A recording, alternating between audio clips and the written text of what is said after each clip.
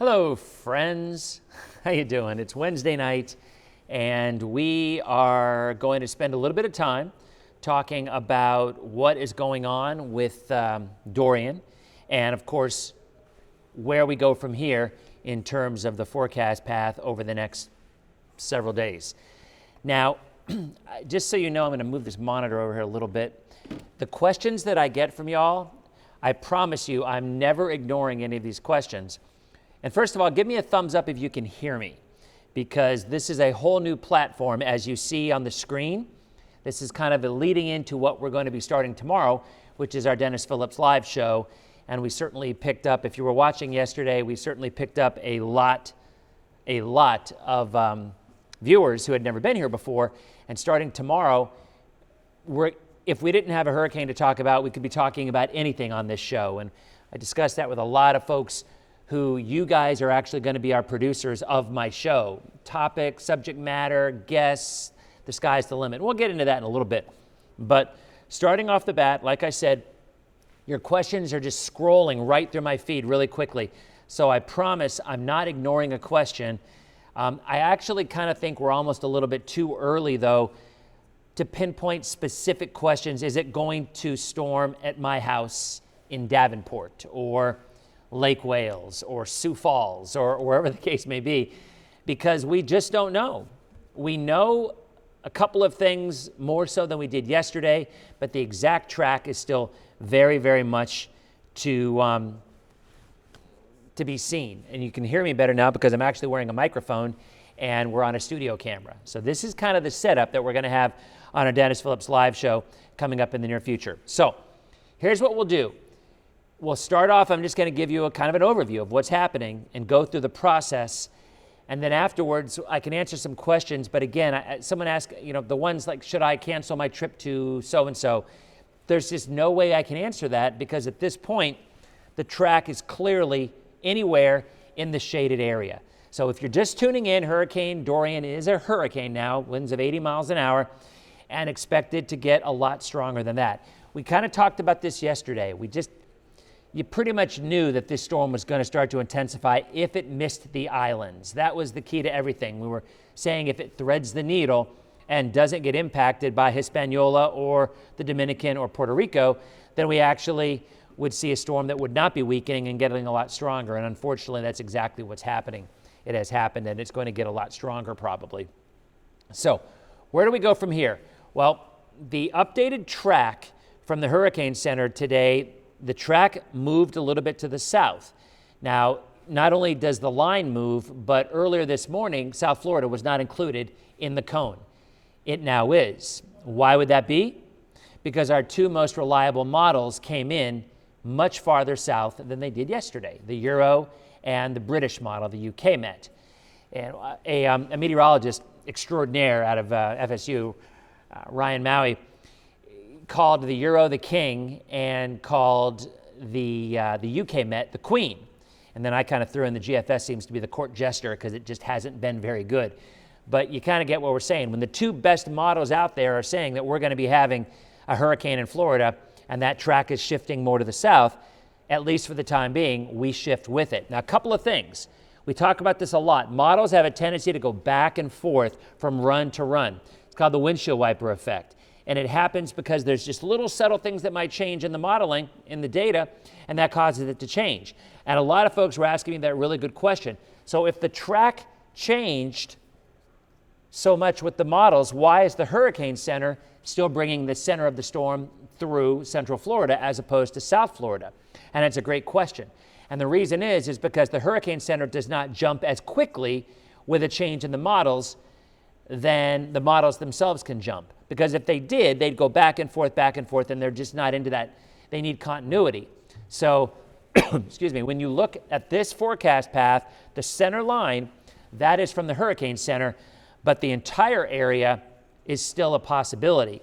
But the Euro and the UK Met went a lot farther south, and I think that's the next map that's going to come up here, and it's just going to be rotating. I realize you're not going to be here the whole time, so you'll be able to see the maps and the forecast through there.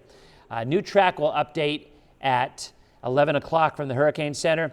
Notice those spaghetti models. Yesterday, they were up around Jacksonville. Today, most of them are much farther to the south.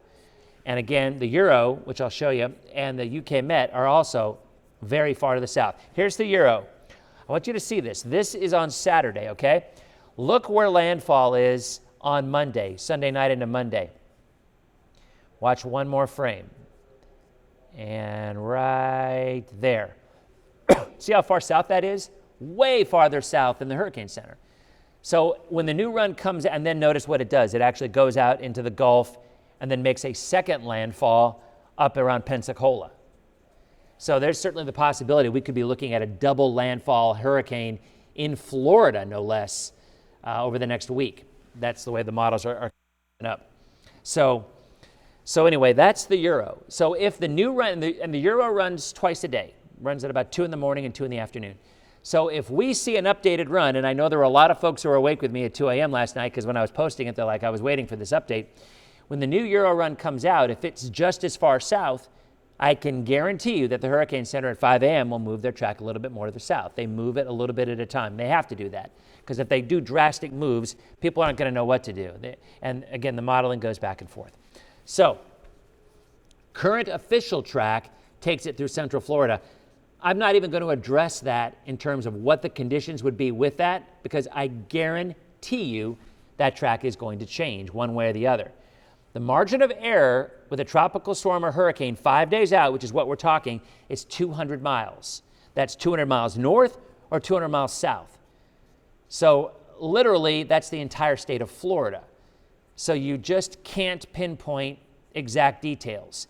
I do think by Friday, we're going to know, because at some point, Dorian is going to bump into that ridge, it's going to feel the ridge, and it's just going to start beelining to the west. And when that happens, at that point, then we're going to know where landfall, at least a pretty good opportunity, where landfall is going to occur. So again, there's the latest track, but I'm pretty confident that's going to be changing. Whether it changes south or north remains to be seen. But the Hurricane Center was very, very clear in their discussion that, in fact, you know what? Since we have the time here, I'm going to read you their discussion. These are things you might not normally see, and it might give you a little bit better idea. So this comes directly from the 5 o'clock advisory from the Hurricane Center, okay?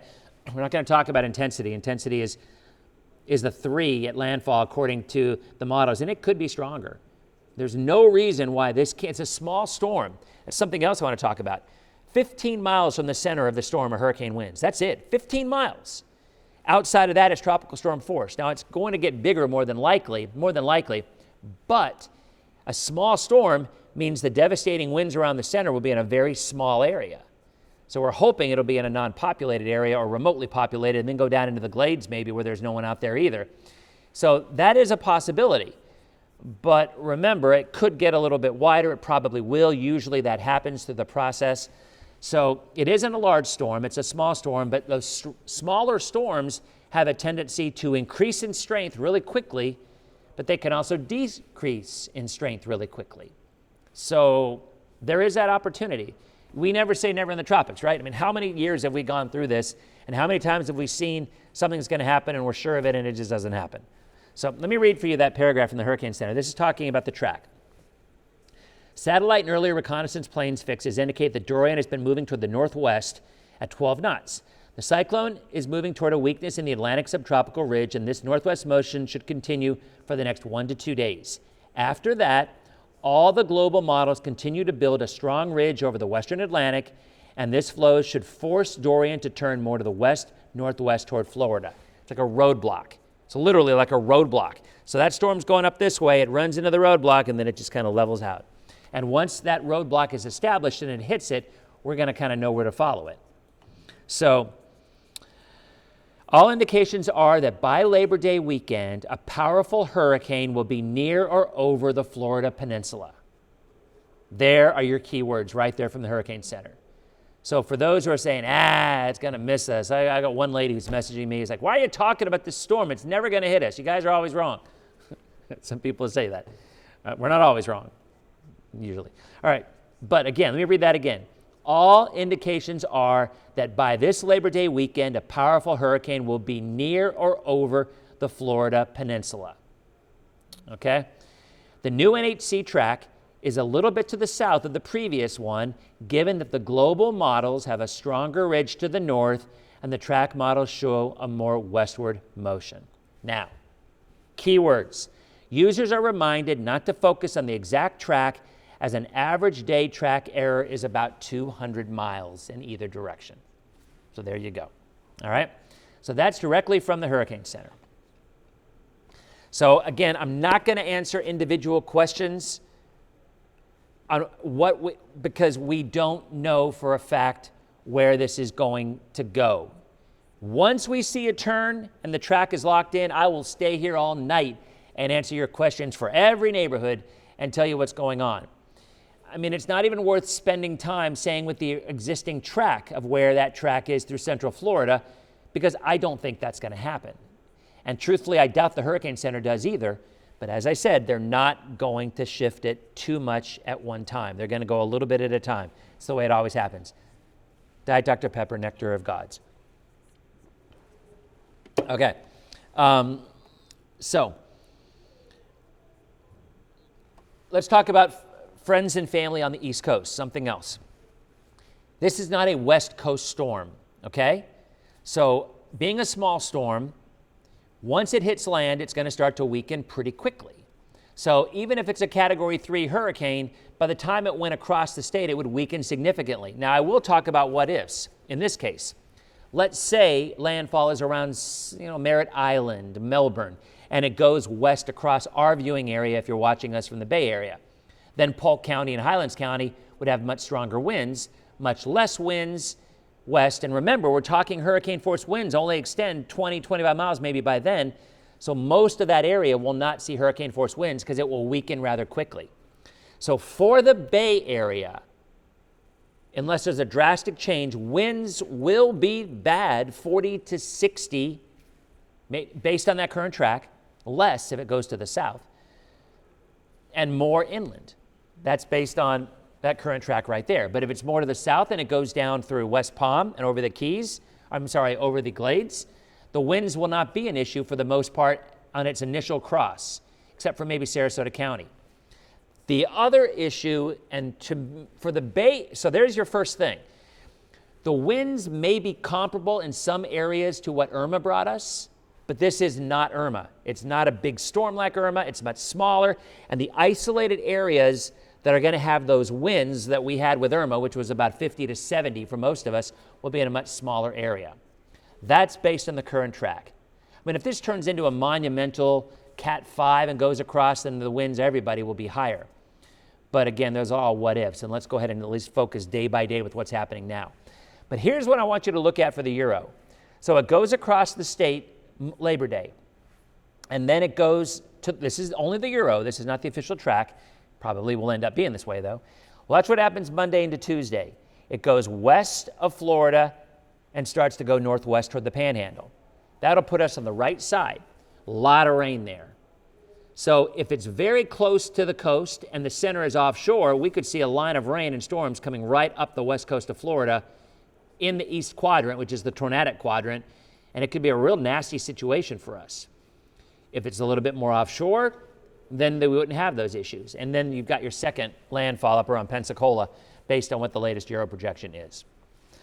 All right, so the rain could very well be as big of an issue, if not a bigger issue for the Bay Area, if it's close enough to the west coast as it moves up the coast rather slowly and causes some serious flooding.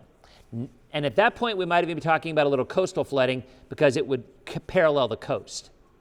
The Euro has it just enough offshore that I don't think that'll be a big issue, but it's something we'll have to watch. Okay? So, here's what I'm going to do. That's kind of a good overview of what we have going on. One other thing. This is really important, and I swear I'm not towing the company line and pitching things here. Well, I am, but I'm not. You see what I mean here? We started streaming a couple of weeks ago, maybe a month ago, and only the third station in the country to do it. Here's why it's important.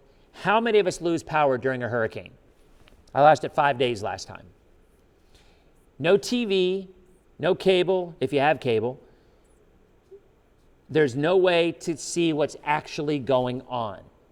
By downloading on your phone or on your Amazon Fire Stick or on your Roku device, a free app.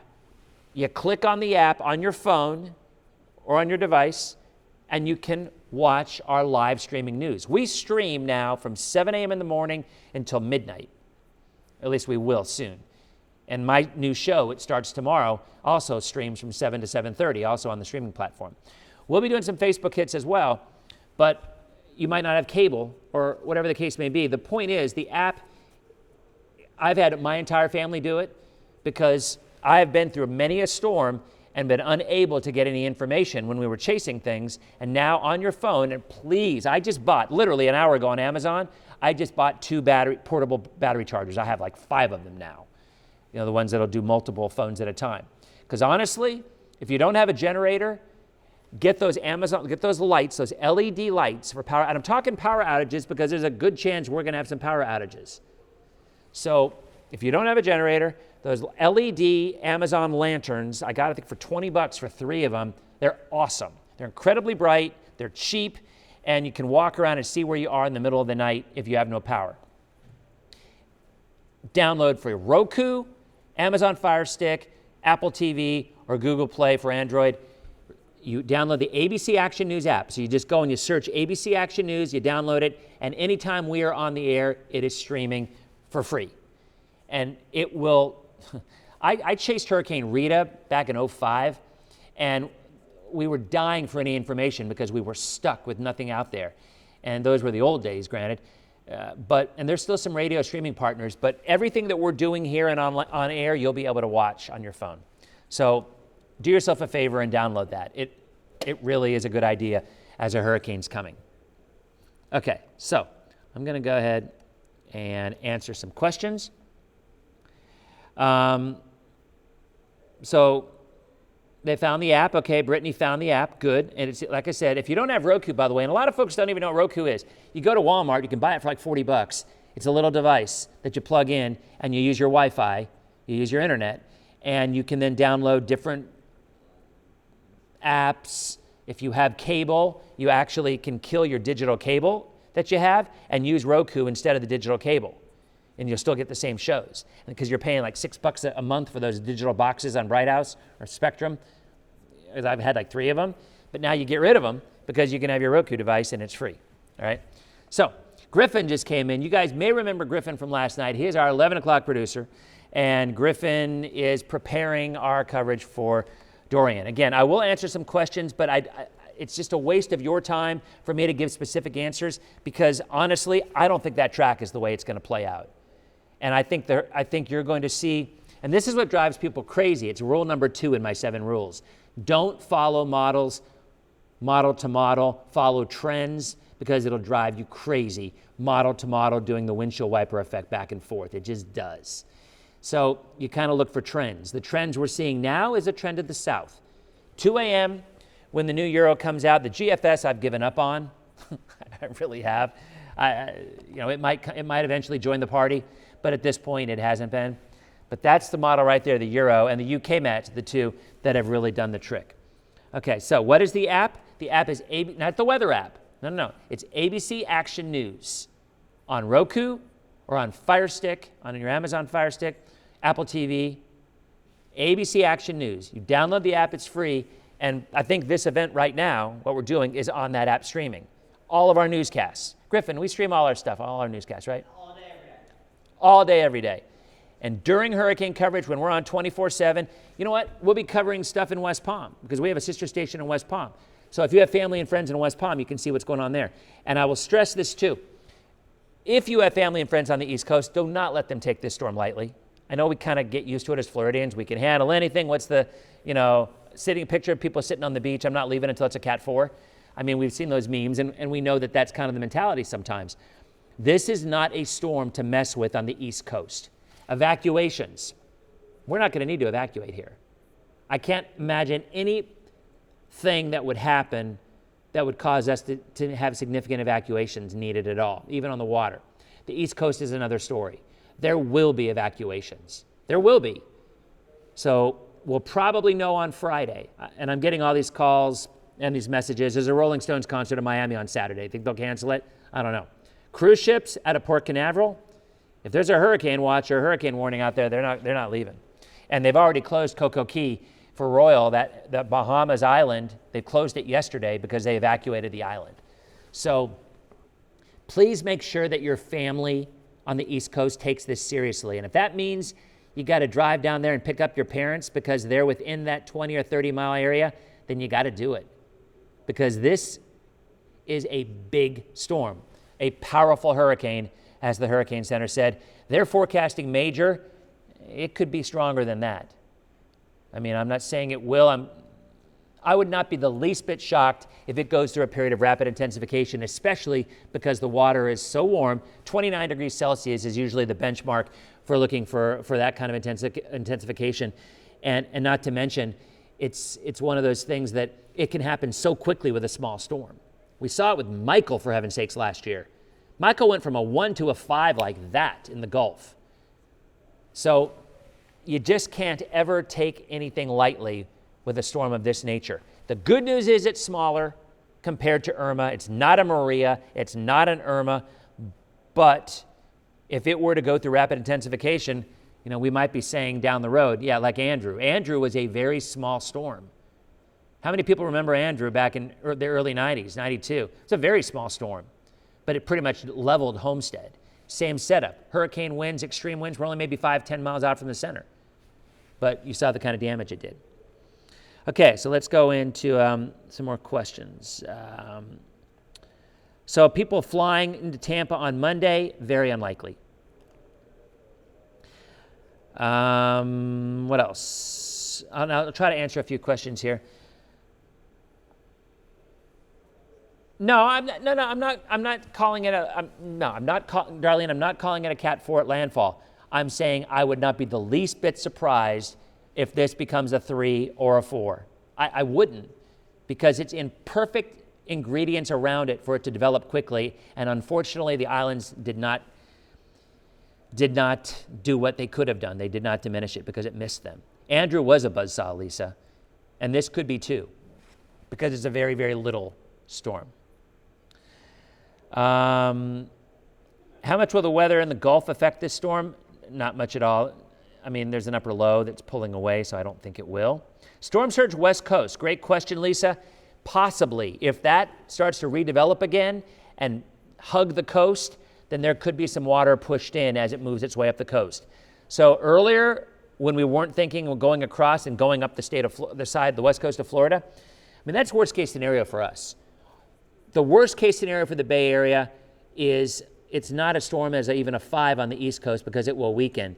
It's a storm that pretty much comes in from our south, goes across the state. The center stays in the water and can redevelop, while the right side stays right along the coastline of the West Coast, pushes water in, causes some coastal flooding, and allows the storm to redevelop. Now, it will get beat up going across, and after usually 24 to 36 hours, it can redevelop again. That probably won't be our storm. That would be one more for the north. Gainesville area, again, any area in the entire state has the potential for experiencing this along the coast. Any areas inland, the storm will weaken rather quickly after it moves inland. So the fact that it's a small storm is very good. It weakens quickly and would probably weaken after landfall within 12 to 18 hours. But it just all depends where that landfall is. Is it Dade or Broward? Is it West Palm? What else we got here? Do I think it'll be like Jeanne? It's a good question. Jeanne was a storm. I think potentially the track could be similar to Jeanne. The Euro is bringing it out into the Gulf and bringing it up. Truth be told, that's a tough call for us. We might prefer that kind of a track because it keeps it over land the whole time and weakens it. And then once it went offshore, it actually redeveloped a little bit. But we do not want a storm that comes up the west side of this state and the center's in the water. We do not. At Gulf temperature in the upper 80s, we do not want that. Will not have the kind of blowout tide that Irma did because it's not nearly as big of a storm as Irma was. Good question. Remember how Irma drained the bay? Well, that wouldn't happen because it's a way smaller storm. All right. So yes, for the surge issue is one we're going to have to keep our eyes on if it definitely goes to the west. I just answered the storm surge question. So are we supposed to leave on a Disney cruise Monday from Port Canaveral? It's probably not happening. There's a good chance that's not happening. I can't imagine any cruise line from Port Canaveral south leaving on Monday, unless it goes really far south. Like if it goes to Miami and misses the Cape, then maybe they would. You're welcome, Evie. All right, keep looking for questions. Yep, surge. That's what Christina's saying, and that's definitely the one that could happen. Thank you. I appreciate it, Judy. What kind of winds expected in Fort Myers? Okay, I'll tackle that one. If the track is what the Euro says, then Fort Myers would still probably have Cat 1 hurricane winds in a small area, remember? Because it's a small storm. And I do think it's going to get bigger. Right now, I think I said 15 miles, maybe 25 or 30 miles out. Certainly not an Irma. Let's repeat that one over and over again. It is not an Irma. I do think flights out of Tampa will probably be canceled or delayed on Monday, again, based on the track. You come back here tomorrow, we'll know more. You come back here Friday, I think we'll have a pretty good idea of where this is going to go. And by Saturday, everybody's going to be able to do what it is that they have to do. And if that means drive down to get relatives or friends or family down south, then so be it. Because I think that's probably, if you have your family and your relatives who can't leave the east side of the state, you're going to have to go get them if they're within 30 or 40 miles of the projected landfall. You are. I mean, I guess you could go to a shelter, but there's going to be people I know going down to get family members from there. Tuesday evening, you'll probably be okay for a flight, Jessica. I'm just going to watch these as they scroll for a few minutes. Yes, prepare now. That is, Kim, that is the key to everything.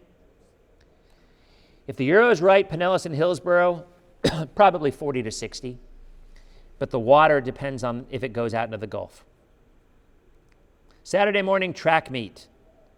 Saturday's going to be a normal day. Saturday, we won't notice any weather from this at all.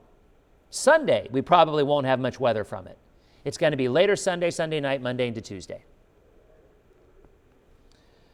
I have one of those crank radios too, Tina. They work. There's no need for anybody to board up in our area at this point.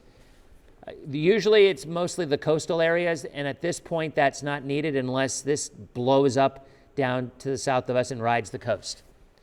That is a possibility down the road, but it's certainly not anything that we're counting on at this point. Flying back Monday morning, it's probably going to be canceled. Well, again, it just depends where the track goes. And these are questions that I just can't answer at this point. So I wanted to give you guys kind of an overview of why we're doing what we're doing and why we're saying what we're saying. There's your official track. I think it'll probably, they might even keep it the same at 11, waiting for the new Euro at 2 a.m., because I'll tell you, with Irma, the NHC was following the Euro every move. I mean, it did the best, and it is the best. So if 2 a.m. we see the Euro still back down south where it was, that track is going to move more to the south. I guarantee it. And then what we can do is, as we get closer, Leanne wants to know if there's ever been a time that I've freaked out. Rule number 7 is obviously kind of something we made up just to be calm, because at that point, I knew that storm, it was Isaac back in 2012. I knew it wasn't going to bother us. Now, it's one of those things that I think we keep in because it's a lot easier to make educated decisions to keep you and your family safe if you're not freaking out. So it's one of those, you have 5 days, you take a breath. And I'm not really talking to the Bay Area folks right here. We're not going to be evacuating. I'm talking to people from Melbourne south. I'm talking to people even from Orlando, southeast. They're the ones who are going to be experiencing somewhere in that pretty good possibility of a major hurricane hitting them. So those are the ones that now you need to make those decisions and figure out things that you're going to do. The bottled water, the phone chargers, filling up your bathtub with water if you're going to lose power. If you're struck in an area or you're very close and you lose power for a long period of time, you fill up all your bathtubs with water, and you can use that as drinking water if you don't have enough. The rule of thumb is 1 gallon per day per person. So that's kind of the way that you do it. All right, well, tell you what, I think that's about it.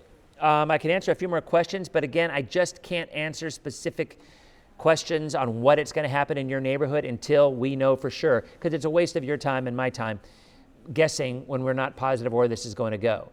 And I don't think the track that you see over my shoulder is the way it's going to play out. I don't. I think it's going to be more to the south. And we'll talk tomorrow and see how things change. And we'll kind of take it day by day. But my message to you is get prepared, even in the Bay Area, for some power outages. Have the things that you're going to need. And if you live anywhere from Melbourne south, do not take this storm lightly. It's small. We'll probably end up seeing a small area that moves on shore that's going to have some serious damage, but it will be there based on the current track. And I think the current track is right on the money.